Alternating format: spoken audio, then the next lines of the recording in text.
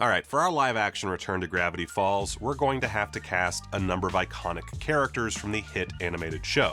First up is Grunkle Stan, and right away we are coming up against spoilers, so be warned. The full 2 seasons, spoiler warning. If you haven't watched the show and you don't want spoilers, back out now. If we're going to be casting Grunkle Stan, then we're going to have to cast his twin brother Ford. It's a major plot point in the show that the two of them look exactly the same, so first up for the role, we've got to posit J.K. Simmons, who voiced Ford in Season 2.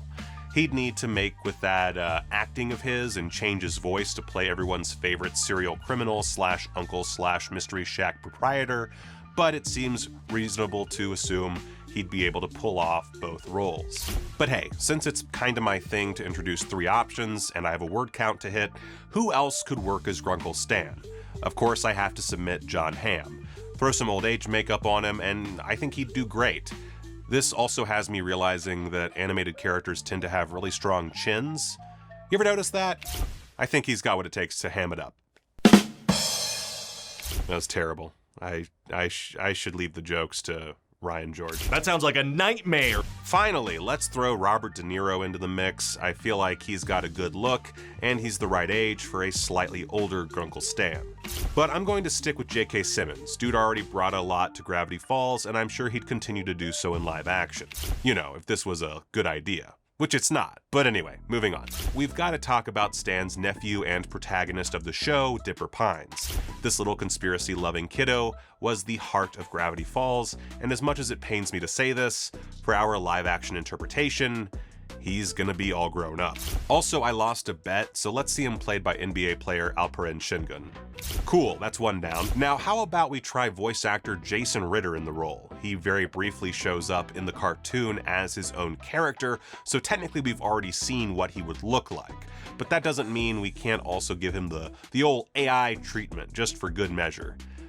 That's not bad, but it does require a healthy dose of suspension of disbelief, since Ritter is currently 45 years old, at least 20 years older than we're really looking for, as this should still be a relatively young dude. And of course, for all young dudes, we've got to go with Timothée Chalamet. Little Tim Tim is a great actor, and he perpetually looks like a teenager, so he's got that youthful ambiguity that we're looking for. I figure we're looking at college-age versions of the child characters, so this is the pick I'm gonna go with. Speaking of child characters, Mabel Pines, ladies and gentlemen. This is one of the most challenging ones to get right, since Kristen Schaal is so tied to the role. In fact, let's see what she would look like as Mabel. That's not bad, but again, we're looking for college-age versions, so I'm gonna go ahead and toss that iconic voice to the curb and try out a few younger actresses. So next up, how about Quantumania's Kathryn Newton? She proved that she's got comedy chops in movies like Freaky and Lisa Frankenstein. Those also give her some spooky cred, which fits right in with the material that we're looking to create. Speaking of spooky cred, how about Haley Steinfeld? She most recently showed up in Sinners and of course has proven herself as a charismatic star with her role in Hawkeye. You know, I think I'm leaning toward Kathryn Newton in this one. So Kathryn Newton wins. Yay, Kathryn Newton. For Soos, I'm drawing a bit of a blank. I think for what it's worth, everyone's favorite overweight handyman should probably be played by a girthy, relatively unknown Hispanic actor.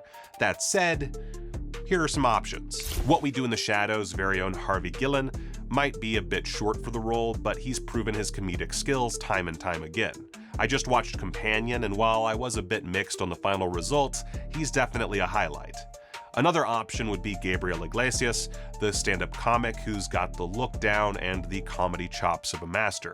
He's done a lot of voice work and even had his own sitcom for a little while on Netflix. Then there's Steve Trevino, who doesn't have the acting resume that Iglesias and Guillen bring to the table, but he does have a pretty solid look for Soos. Overall, I'm gonna give it to Gabriel Iglesias. He's perhaps a little fluffier than you'd expect from the character, but again, this is all nonsense. We're casting a fake thing. It's not that serious. Put down the pitchforks down in the comments. It'll be okay. Plus, as I said, I really think whoever plays Soos should be relatively unknown, so take this pick with a grain of salt. Next up, Wendy. Basically, we just need a redhead who's a few years older than Dipper and Mabel.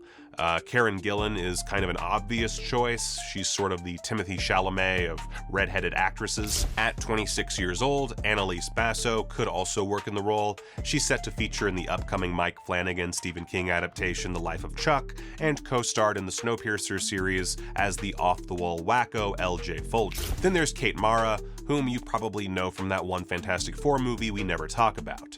She's got acting cred for days, but at 42 years old, might be a little too up there for the role. But that's okay, I already have my pick. Bring in Annalise Basso. She deserves a big role in some weirdo's AI interpretation of a classic animated series. Finally, we have to have a Lil Gideon. There's two ways to go about this, shorty or kinda shorty.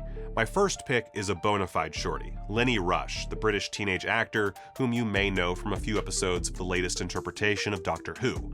Assuming he can manage a southern accent, he'd be perfect for the role. However, part of me wonders if maybe it'd be funnier to go with an actor of a little more heightened stature. Say, for example, Daniel Radcliffe. Again, pop on a southern accent, and I think he'd make for a hilarious grown-up version of Lil Gideon. He's definitely too old, but that might add to the humor.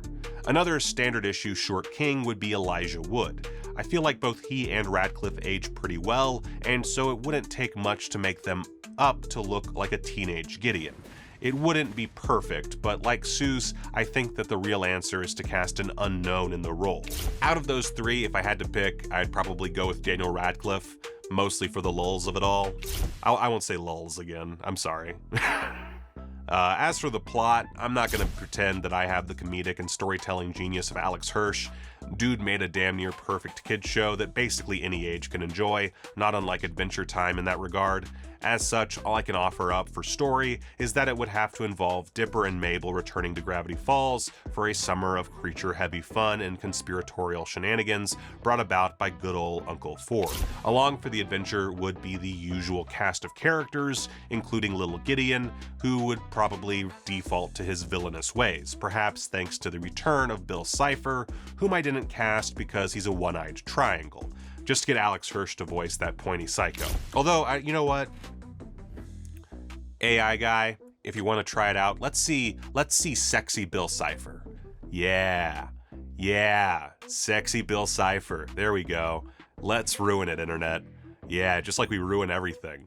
Let's just ruin it. Thank you, Tumblr. And that's all I've got. What do you think about a live-action Gravity Falls? Good idea? Terrible idea? The worst idea?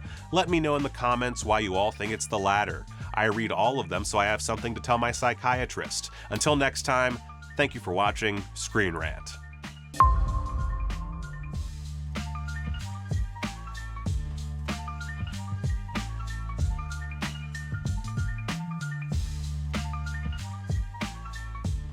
That was terrible, I'm sorry.